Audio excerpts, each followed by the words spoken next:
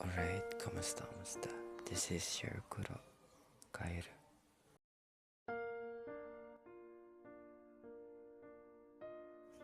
For today's topic, it's gonna be na, na, na, like banana, na, just take the na. Banana, just take the na.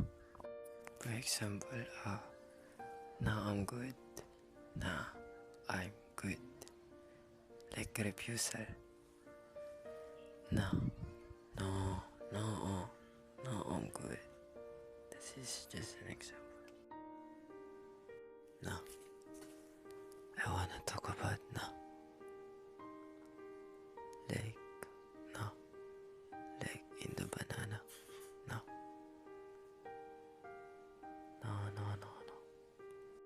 You can use it to add in front of something. Like, araw na. It's day now. It's morning. Or ako na. It's my turn now. Ako na. You remember ako. Which is you. It's oneself. Ako na. Is it my turn?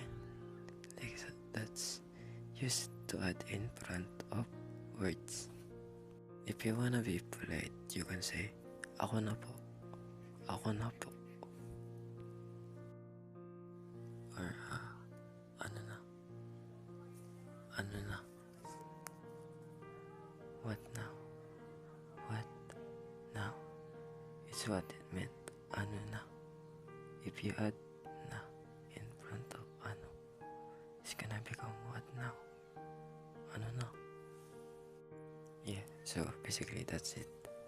You just use it in the front of some words, yes. Maybe for continuation or for asking a question, yes. Yes, that's it. Or like, araw na. It's day now. Just remember that. But right now it's it's evening, which is hapon. Hapon is evening. Yeah, that's it. That's all for today. Bye.